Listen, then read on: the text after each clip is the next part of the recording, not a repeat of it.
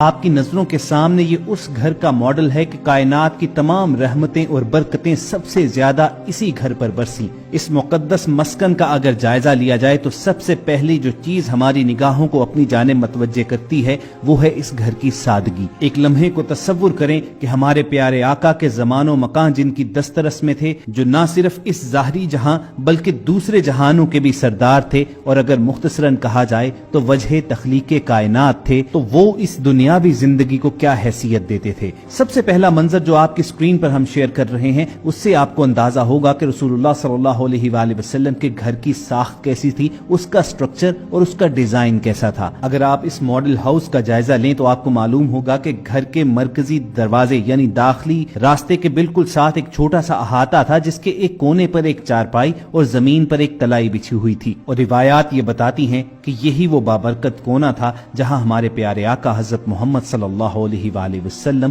واپس آنے کے بعد استراحت فرمایا کرتے تھے، یعنی آرام کرتے تھے۔ اسی احاطے کے دوسرے کونے پر کھانا پکانے کے برتن وغیرہ اور آٹا پیسنے کے آلات وغیرہ پڑے ہوتے تھے، اور اس کے کونے پر پانی کا ایک کچا گھڑا پڑا ہوتا تھا، جس میں آپ کے غلام بیر غرس، بیر سقیہ اور مالک بن نظر کے کنویں سے آپ کے لیے ٹھنڈا میٹھا پانی لایا کرتے اور ان گھڑوں میں بھر دیتے۔ اور جب آپ صلی اللہ علیہ وآلہ وسلم کے لیے گھر میں پانی لایا جاتا تو اس کے بعد ایک مشکیزے میں ڈال کر اسے مزید ٹھنڈا کیا جاتا۔ گھر کے مرکزی داخلی دروازے کے ساتھ یہ جو احاطہ موجود ہے، آپ نے ایک چارپائی اور تلائی نما بستر بچھے ہوئے دیکھا تھا۔ اسی کونے میں بھی ایک آپ کو چمڑے کی بنی مشک بھی نظر آئے گی، یہی وہ مشک ہے کہ جس میں رسول اللہ صلی اللہ علیہ وآلہ وسلم کے پینے کا پانی رکھا جاتا تھا۔ اور خواتین و حضرات، اب بڑھتے ہیں گھر کے اندرونی حصے کی جانب۔ آپ کو احاطے میں ایک داخلی دروازہ بھی نظر آ رہا ہوگا، یہی وہ راستہ ہے کہ جس کے ذریعے رسول اللہ صلی اللہ علیہ وآلہ وسلم اپنے گھر کے اندرونی حصے کی جانب آیا جایا کرتے تھے۔ دوستو، اب اپنی سکرینز پر جو آپ منظر دیکھ رہے ہیں، یہ کاشانہ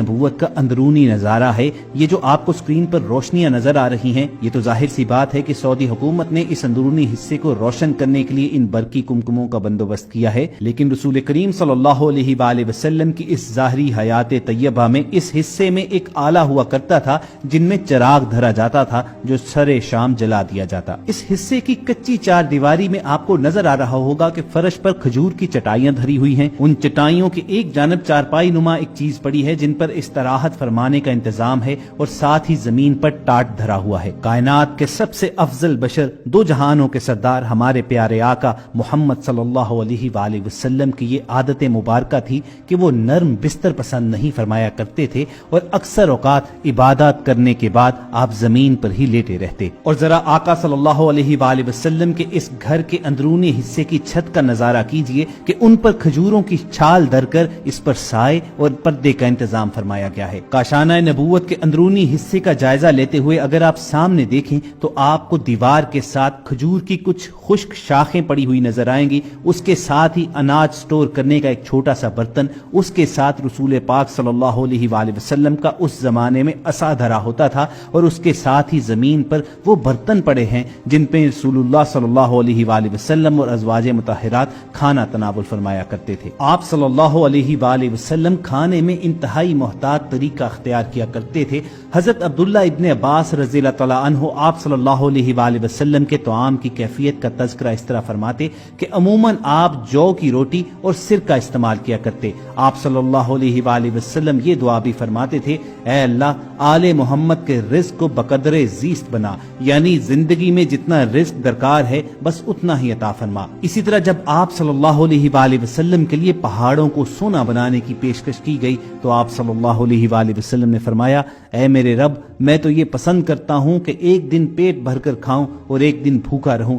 تاکہ جب تیرا کھاؤں تو تیرا شکر ادا کروں، اور جب بھوکا رہوں تو آپ کی جانب گریا وزاری میں لگا رہوں۔ آپ نے زہد و قناعت کا درس دیا۔ اس راہ میں آپ صلی اللہ علیہ وآلہ وسلم کا اپنا طرز عمل کیا تھا؟ عرب کے ہر گوشے سے دولت کے خزانے لدے چلے آتے تھے، مگر شہنشاہ عرب و عجم رسول اللہ صلی اللہ علیہ وآلہ وسلم کے کاشانہ نبوت میں وہی فقر و فاقہ ہوتا تھا۔ حضرت صلی صلی اللہ علیہ وآلہ وسلم کے پردہ فرمانے کے بعد حضرت عائشہ صدیقہ رضی اللہ تعالی عنہا فرمایا کرتی تھیں کہ حضور اس دنیا سے پردہ فرما گئے مگر 2 وقت بھی سیر ہو کر آپ صلی اللہ علیہ وآلہ وسلم نے کھانا نہ کھایا۔ آپ رضی اللہ تعالی عنہا بیان کرتی ہیں کہ جب آپ صلی اللہ علیہ وآلہ وسلم کا وصال ہوا تو گھر میں اس دن کے کھانے کے لیے تھوڑے سے جو کے سوا کچھ موجود نہ تھا، اور چند سیر جو کے بدلے آپ صلی اللہ علیہ وآلہ وسلم کی زرہ ایک یہودی کے ہاں رہن رکھی گئی تھی۔ تو خواتین و حضرات، یہ تو تھا ہمارے پیارے آقا حضرت محمد صلی اللہ علیہ وآلہ وسلم کے طعام کا عالم۔ آپ اپنی سکرین پر رسول اللہ صلی اللہ علیہ وآلہ وسلم کے اس ماڈل ہاؤس کے اندرونی حصے کا نظارہ کر چکے ہیں۔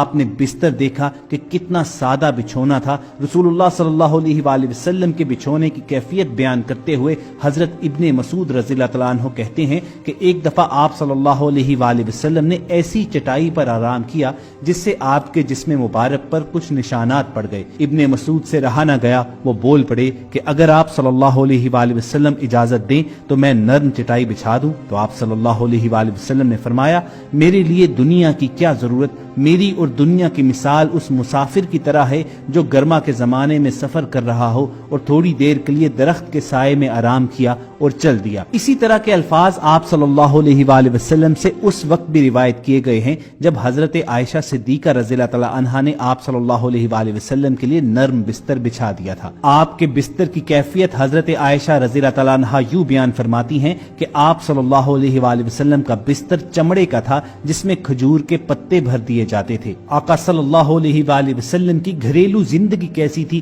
گھر کی 4 دیواری کے اندر آپ کے معمولات کیا تھے اور دینی اور دنیاوی معاملات میں آپ نے کیسے توازن قائم کیا، اس کے متعلق بہت سی احادیث روایت ہوئی ہیں۔ انہی میں سے ایک روایت ہے کہ بعض صحابہ آپس میں گفتگو کر رہے تھے کہ رسول اللہ صلی اللہ علیہ وآلہ وسلم کی گھر سے باہر کی زندگی تو ہمارے سامنے ہے، لیکن گھر کی 4 دیواری کے اندر رسول اللہ صلی اللہ علیہ وآلہ وسلم کے معمولات ہمارے علم میں نہیں ہیں، چنانچہ ہمیں اس کے متعلق معلوم کرنا چاہیے، پھر اپنے گھروں میں اس کی پیروی کرنی چاہیے۔ اب رسول اللہ صلی اللہ علیہ وآلہ وسلم کے گھر کے اندر کی زندگی تو ازواج مطہرات ہی جانتی تھی، اسی لیے وہی اس کے متعلق بہتر رہنمائی کر سکتی تھی۔ چنانچہ ان اصحاب نے آپس میں مشورہ کیا کہ ازواج مطہرات کی خدمت میں جاتے ہیں اور جا کر اس بارے میں پوچھتے ہیں۔ چنانچہ یہ اصحاب گئے تو تمام ازواج مطہرات نے یہ بتایا کہ رسول اللہ صلی اللہ علیہ وآلہ وسلم کے گھر کے معمولات ویسے ہی تھے جیسے دوسرے لوگوں کے تھے۔ کھانے کا وقت ہوتا تو کھانا کھاتے، گھر کا کوئی کام کاج ہوتا تو وہ خود کر دیتے،